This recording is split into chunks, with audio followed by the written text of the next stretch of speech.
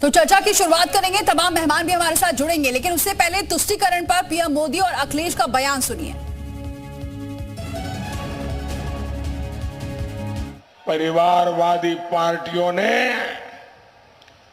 तुष्टीकरण की सारी हदें पार कर दी है। हमारा देश 500 वर्षों से राम मंदिर की प्रतीक्षा कर रहा था।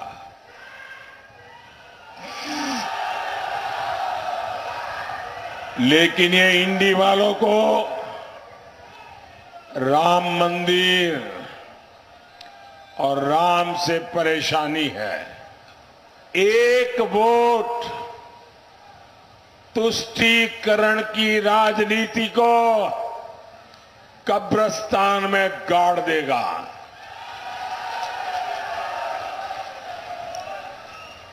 आपका एक वोट देश का भविष्य सुनिश्चित करेगा।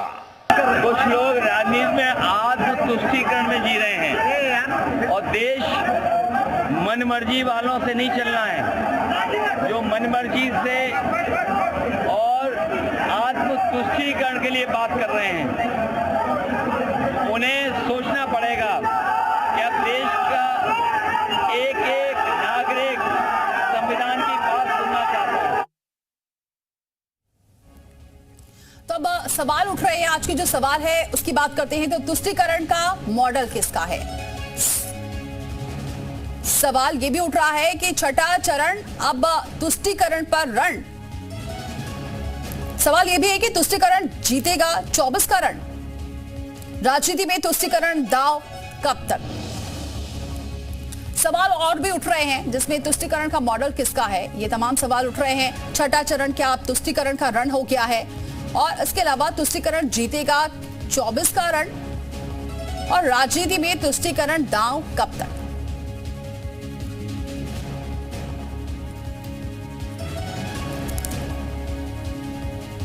और चलिए, हमारे साथ तमाम गेस्ट जुड़ेंगे, लेकिन सबसे पहले हमारे साथ जुड़ चुके हैं राजनीतिक विशेषज्ञ हैं दुर्गेश जी। बहुत स्वागत है सर हमारे साथ जुड़ने के लिए। सर, क्या लग रहा है ये छठा चरण आते आते वाकई ये क्या तुष्टीकरण की राजनीति शुरू हो गई है? क्या इसके बिना अब चुनाव नहीं हो सकता, या फिर यह कहा जाए कि छठा और सातवां चरण इसी पर निर्भर कर रहा है?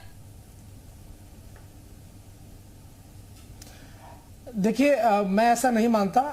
आज जो प्रधानमंत्री जी का बयान आया है वो जाहिर सी बात है कि अब चुनाव अपने चरम पर है और अब छठे चरण और सातवें चरण के लिए जो है मतदान होने हैं, और एनडीए हो और अथवा इंडिया अलायंस हो, दोनों के नेता अपने अपने तरीके से इस चुनावी समर में अपनी अपनी बात जो है वो जनता को समझाने की कोशिश कर रहे हैं।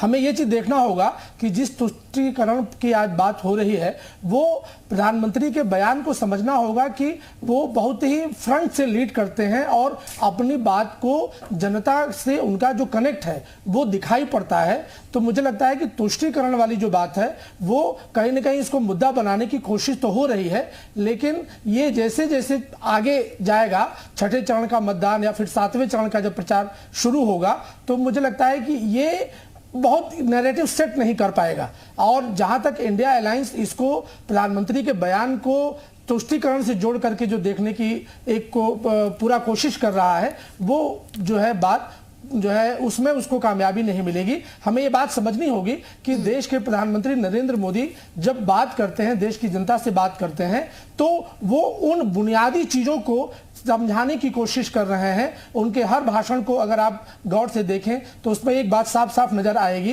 कि वो कहीं ना कहीं जो जनमानस है उससे कनेक्ट करने की कोशिश कर रहे हैं। हाँ, उनकी कुछ बातें ऐसी होती हैं जिसमें बिटवीन द लाइंस जो है मैसेज खोजने की कोशिश विपक्ष कर रहा है या मीडिया का भी एक वर्क कर रहा है, लेकिन मुझे लगता है कि तुष्टीकरण पर जो है वो इस बार चुनाव तो नहीं होने जा रहे हैं। इस बार के जो चुनाव है, दुर्गेश जी, ये समझना चाहूंगी कि क्या वजह है, या आरक्षण का जो मुद्दा है ये अचानक क्यों फिर से गर्माने लगा है?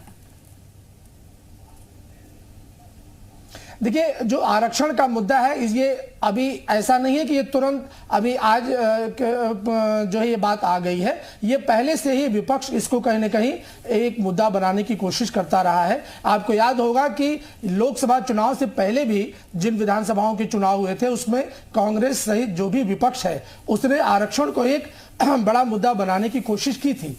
लेकिन जो एनडीए अलायंस है, जो भाजपा की सरकार है, खासकर प्रधानमंत्री मोदी के नेतृत्व में जो सरकार केंद्र में काम कर रही है, उसने इसको बहुत मुद्दा बनने नहीं दिया। हालांकि इंडिया अलायंस लगातार इस चीज की कोशिश करता रहा है। तो आरक्षण कोई मुद्दा बन जाएगा, वो मुझे ऐसा अभी जो है दिखाई नहीं दे रहा है। ठीक है, आप बनी रहिए हमारे साथ। प्रियंका गुप्ता भी हमारे साथ जुड़ चुकी हैं, प्रवक्ता कांग्रेस की हैं। बहुत स्वागत है प्रियंका जी हमारे साथ जुड़ने के लिए। प्रियंका जी, क्या लग रहा है कि आखिरी वक्त आते आते अब बस तुष्टीकरण रह गया है, इसलिए आरोप लगाया जा रहा है सीधे बीजेपी पर, और आप अब तो मुसलमानों को भी आरक्षण देने की बात कर रहे हैं? देखिए, कहीं नहीं लिखा हमने अपने मैनिफेस्टो में कि हम किसी को स्पेसिफिकली आरक्षण देंगे। भाषणों में दिख रहा है। अरे, भाषणों में झूठ कोई बोल देगा तो क्या आप मान लेंगी? आपके पास भी तो पढ़ी लिखी है, आप खुद ही मैनिफेस्टो उठा के पढ़ लीजिए, आपको पता चल जाएगा कि क्या लिखा है क्या नहीं लिखा है। हकीकत ये है कि जिस तरह की राजनीति आज प्रधानमंत्री जी कर रहे हैं, छठे चरण का चुनाव आते आते वो वाकई में दयनीय होती चली जा रही है। जिस तरह कहीं मछली पर राजनीति करते हैं, कहीं मंगलसूत्र पर राजनीति करते हैं, तो कहीं कपड़ों से दंगाइयों को पहचानते हैं, कभी 80 और 20 की राजनीति होती है, कभी कब्रिस्तान की राजनीति होती, कभी शमशान की राजनीति होती है, कभी ठंडा गर्मी की राजनीति होती है। तो मुझे लगता है कि उत्तर प्रदेश हो या देश हो, इस समय लोग मुद्दों पर राजनीति चाहते हैं। वो जानना चाहते हैं कि अगर रोजगार देंगे तो कितना रोजगार देंगे और कहाँ देंगे। पूरी प्रक्रिया समझानी होगी, क्योंकि आज जब बच्चा पेपर देने जाता है और उसका पेपर लीक हो जाता है तो उसके दिल पर और उसके भविष्य पर क्या बीतती है, ये वही समझ सकते हैं जिनके बच्चे बेरोजगार बैठे उनके घर पर। जो किसान, आज भी एक महिला की करंट लगने से मौत हो गई है।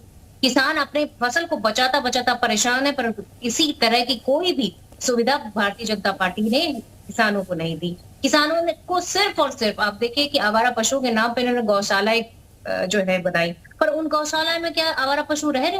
भ्रष्टाचार की भेंट चढ़ गई है वो गौशालाएं। हकीकत ये है कि न काला धन पर बात करते हैं, ना आज तो परिवारवाद पर भी बात नहीं करते, क्योंकि जब परिवारवाद की बात करेंगे तो उत्तर प्रदेश जब आएंगे तो अपना दल साथ में खड़ा हो जाएगा, राजभर साथ में खड़े हो जाएंगे, तो पूछेंगे ना कि परिवारवाद तो आप खुद ही लेकर टहल रहे हैं, उसके बाद आप कहते हैं कि परिवारवाद। भ्रष्टाचार का ठीक है प्रियंका जी, आपकी बात सही है कि हाँ, मुद्दों पर राजनीति होनी चाहिए, लेकिन मुद्दों पर ही तो राजनीति नहीं हो रही। क्यों फिर ऐसा लग रहा है? अखिलेश यादव भी इस बात का जिक्र कर रहे हैं कि तुष्टीकरण की राजनीति कर रहे हैं, प्रधानमंत्री हिंदू मुसलमान कर रहे हैं, तो फिर मुद्दों की बात आप ठीक है कर रहे होंगे, लेकिन दिख क्यों नहीं रहा भाषणों में, रैलियों में? क्यों तुष्टीकरण बार बार आरोप लग रहा है बीजेपी पर? देखिए, मुझे लगता है कि जिस तरह की राजनीति हम कर रहे हैं उसमें 30 लाख सरकारी नौकरियों की बात कर रहे हैं। हम बात कर रहे हैं कि हम गरीब महिलाओं को आर्थिक रूप से सशक्त बनाएंगे, उन्हें 1 लाख रुपए सालाना बल्कि 8,500 रुपए हर महीने खटाखट उनके अकाउंट में ट्रांसफर होगा। जिस दिन बच्चा ग्रेजुएट हो जाएगा उसे 1 लाख रुपए की अप्रेंटिसशिप दी जाएगी। और यही नहीं, 25 लाख का जो हेल्थ इंश्योरेंस होता है वो गांव गरीब में सबको मिलेगा। और सिर्फ यही नहीं, किसानों को उसकी फसल का उचित दाम भी मिलेगा, आवारा पशुओं से निजात भी मिलेगी, उसके साथ में उसका कर्ज भी माफ होगा, उसके जो उपकरण होते हैं उस पर जो जीएसटी लगाई जाती है वो भी कम की जाएगी। मुझे लगता है कि आज भारतीय जनता पार्टी इन सब कुछ बताने में असमर्थ है कि वो इस देश की जनता के लिए रोजगार लाएगी भी कि नहीं लाएगी। क्या वो तो दावा कर रहे हैं प्रियंका जी, दावा कर रहे हैं कि हमने तो इतनी नौकरियां दे दी, विकास कहां तक हुआ ये सब देख रहे हैं। देखिए, अगर विकास किया होता तो विकास के नाम पर वोट मांगते। आज भारतीय जनता पार्टी के प्रवक्ता भी बैठे हैं कि नहीं बैठे मुझे नहीं पता, अगर आए तो उनसे पूछ लीजिएगा उन्होंने कितनी नौकरियां निकाली। आज आरक्षण खत्म करने के चक्कर में उन्होंने नौकरियां निकालनी बंद कर दी हैं। देश में जब युवा भर्ती के लिए जाता है सेना में तो उसको 4 साल की नौकरी दी जाती है। आप बताइए कि 75% मेरे साथ दुर्गेश जी भी बने हुए हैं जो राजनीतिक विशेषज्ञ हैं, उनका जरा रुख करती है। दुर्गेश जी, आपको लग रहा है कि मुद्दों से भटक गया है ये पूरा चुनाव? देखिए, जब भी चुनाव होते हैं तो जाहिर सी बात है कि कुछ मुद्दे पक्ष के होते हैं और उन मुद्दों पर ही जो है विपक्ष अपना एक नैरेटिव सेट करने की कोशिश करता है। तो जैसा कि ये जो चुनाव जैसे जैसे आगे बढ़ रहा है, अब चूंकि 5वें चरण का मतदान हो गया है और छठे चरण की तैयारी है, तो ये माना जा सकता है कि पक्ष जो है, जो प्रधानमंत्री नरेंद्र मोदी के नेतृत्व में जो सरकार चुनाव लड़ रही है, उनमें कहीं न कहीं विकास का जो मॉडल जिसपे पिछले 10 साल में 2014 से लेकर के और 2024 तक जो सरकार ने बहुत एक अभूतपूर्व ऐतिहासिक काम प्रधानमंत्री नरेंद्र मोदी जी के नेतृत्व में किया है, उन सब मुद्दों पर बात होनी चाहिए, हो भी रही है। कभी कभी थोड़ा सा, चूंकि ये चुनाव है और चुनाव में कई बार टेम्पो बनाए भी जाते हैं, कई अलग तरह के नैरेटिव सेट करने की कोशिश की जा रही है, तो बहुत ये तुष्टीकरण वाला मुद्दा चलेगा, मुझे ऐसा नहीं लगता है। हाँ, अभी जो कांग्रेस की प्रवक्ता कह रही थी, जो महंगाई और बेरोजगारी का पर जो है सवाल किए जा रहे हैं सत्ता पक्ष से,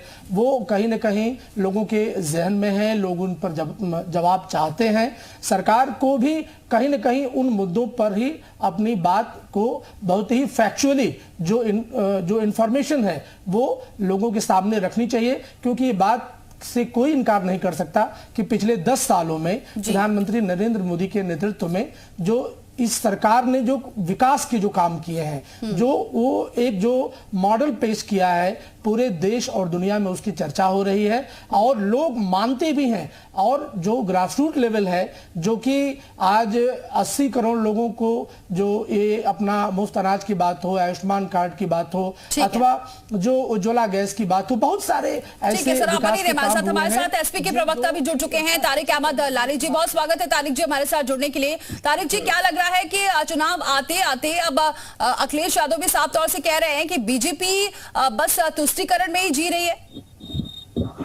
बिल्कुल सही कह रहे हैं, कोई गलत बात तो कह नहीं रहे। आप खुद देख लीजिए, अगर मोदी जी को मना कर दिया जाए या बीजेपी को इनफैक्ट मना कर दिया जाए कि आप पाकिस्तान, मुसलमान, मंदिर, मस्जिद, गुरुद्वारा और चर्च और इसकी बात नहीं, धर्म के ऊपर बात नहीं करेंगे, राम मंदिर पर बात नहीं करेंगे, तो उनके पास कोई बात करने को है ही नहीं, क्योंकि उन्होंने कुछ काम ही नहीं किया। भाई उन्होंने कहा था कि हम 100 स्मार्ट सिटी बनाएंगे, आज तक कोई स्मार्ट सिटी तो मुझे दिखी नहीं, 10 साल हो गए। उन्होंने कहा कि हम एक गांव को गोद लेंगे, 10 साल हो गया, वो अभी तक क्या 10 दिन का बच्चा ही है क्या? वो 10 साल में बड़ा नहीं हुआ? उस गांव को भी दिखाना चाहिए कि देखिए हमने गांव को ये कर दिया है। कुछ नहीं किया इन्होंने। भाई 10 साल में 10 गांव तो कम से कम होने चाहिए थे। एक गांव को 1 साल के लिए गोद लेते, अपना सब पैसा लगाते, कुछ नहीं हुआ। इन्होंने नौकरियों के नाम पे ठेका दिखाया, बल्कि इनफैक्ट ही सेड, साफ लफ्जों में उन्होंने कह दिया कि ये तो जुमला है, हम लोग तो जुमला देते हैं। 15 लाख की बात की, वो भी तो तुष्टीकरण की जो राजनीति है तारिक जी, ये तो इंडिया अलायंस भी कर रहा है, क्योंकि कहीं राहुल गांधी जिस तरीके से कांग्रेस कह रही है कि वो मुसलमानों को सरकारी ठेकों की तरह आरक्षण देगी, तो फिर ये सब क्या है? आरक्षण तो मैडम ऑलरेडी है ही है। यूपी में भी आरक्षण है, पूरे देश में आरक्षण है। इनफैक्ट सेंट्रल गवर्नमेंट में भी 4% आरक्षण तो है बैकवर्ड मुस्लिम्स का। तो उसमें कौन सी बात है? आरक्षण वो दे रहे हैं तो दे रहे हैं, अब बढ़ाने की बात कर रहे हैं तो उसके लिए वो तो इंतजाम करेंगे। इनफैक्ट मेरा तो सजेशन ये है, मैं उनको सजेशन दूंगा कि आप 6% आरक्षण पर 6% जो लोग हैं पूरे हिंदुस्तान में, उनको आप आरक्षण दे दीजिए कि 6% ब्राह्मण, ठाकुर और वैश्य। तो यहाँ क्या तुष्टीकरण है? और खैर हमारे साथ आनंद दुबे भी जुड़ चुके हैं, प्रवक्ता बीजेपी के। बहुत स्वागत है आनंद जी हमारे साथ जुड़ने के लिए। आनंद जी, बीजेपी पर तो पूरा ये आरोप लग रहा है कि 10 साल में आपने कोई विकास नहीं किया, कोई काम नहीं किया, सिर्फ आप जुमलेबाजी कर रहे हैं और तुष्टीकरण की राजनीति कर रहे हैं। ये विपक्ष आप पर सीधे तौर पर आरोप लगा रहा है। देखिए, तुष्टीकरण की राजनीति कौन कर रहा है ये बताने की जरूरत नहीं है। आज की एक घटना बताता हूं। पश्चिम बंगाल में जो साजिश करके रोहिंग्याओं, घुसपैठियों और मतांतरित होकर जो लोग आरक्षण का लाभ ले रहे थे, जिनको सरकार ने साजिशन आरक्षण दिया था, उसको पश्चिम बंगाल की हाई कोर्ट ने खत्म कर दिया। आज उस सूची को रद्द कर दिया, कहा यह अवैध है, फिर से इसको बनाया जाए। ममता बनर्जी क्या कह रही हैं? मैं इस फैसले को नहीं मानूंगी। ये लोग बीजेपी के एजेंट हैं। जज को बीजेपी का, हाईकोर्ट के दोनों जजों को बीजेपी का एजेंट बता रही हैं। इसके साथ कह रही हैं मैं कोर्ट के फैसले को नहीं मानूंगी। अब ये बताइए, जो लोग कल तक बड़ी बड़ी बातें कर रहे थे कि हम संविधान बचाने की लड़ाई लड़ रहे हैं, हम लोकतंत्र बचाने की लड़ाई लड़ रहे हैं, वो हाईकोर्ट के फैसले को मानने से इनकार कर रहे हैं। ये कौन सा संविधान बचा रहे हैं जरा बताइए? क्या हाईकोर्ट जो है बीजेपी की एजेंसी है? क्या हाईकोर्ट के जज जो है भारतीय जनता पार्टी के कार्यकर्ता है? कितनी शर्मनाक बात है, लेकिन कांग्रेस पार्टी हो या समाजवादी पार्टी हो, उस पर एक शब्द नहीं बोलेगी, क्योंकि इनको पता है कि वहां किस तरह की घटिया चीजें हो रही हैं। अब मैं आपको बता देता हूं, पश्चिम बंगाल में 2011 से पहले ओबीसी सूची में 108 जातियां शामिल थी, इनमें से 53 मुस्लिम और 55 हिंदू थे। 2011 के बाद लेकिन सर यहाँ ये भी तो बात हो रही है ना कि संविधान को लेकर भी जो बातें की जा रही है, इसको लेकर तो कोर्ट ने सीधे तौर पर बीजेपी के नेताओं को ही फटकार लगाई है, नसीहत दी है। दीपाली सुन तो लीजिए, 71 नई जातियां जो जोड़ी गई है ना पश्चिम बंगाल में, उनमें से 65 जातियां जो है मुस्लिम समुदाय से हैं और मात्र 6 जातियां हिंदू समुदाय से। इस पर हाईकोर्ट ने टिप्पणी की है, इस पर हाईकोर्ट ने इसको रद्द किया है, लेकिन ममता बनर्जी क्या कह रही है, मैं नहीं मानूंगी। ये बताइए, ये सीधे सीधे लोकतंत्र का अपमान है या नहीं, संविधान का अपमान है क्या नहीं? पूछिए कांग्रेस पार्टी बैठे हो या। देखिए अंतर क्या, मैं आपको बता रहा हूं, हम हिंदू मुस्लिम नहीं करते, इनको समस्या ये है कि हम हिंदू मुस्लिम होने नहीं देते हैं, हम करते नहीं है, हम होने नहीं देते हैं। जहां ये कोशिश करते हैं हम अंगद की तरह पांव जमा के खड़े हो जाते हैं। आनंद जी, मेरे पास समय कम है, सभी के पास मैं नहीं आ पाऊंगी, समय कम है। बहुत बहुत शुक्रिया आप सभी का हमारे साथ जुड़ने के लिए, इस चर्चा में शामिल होने के लिए। तो अब देखना होगा कि अगला जो छठा और 7वां चरण का चुनाव है वो किस ओर जाता है। फिलहाल बयानबाजी का दौर और आरोप प्रत्यारोप का दौर लगातार जारी है। फिलहाल इतना ही, लेकिन खबरों का सिलसिला जारी है।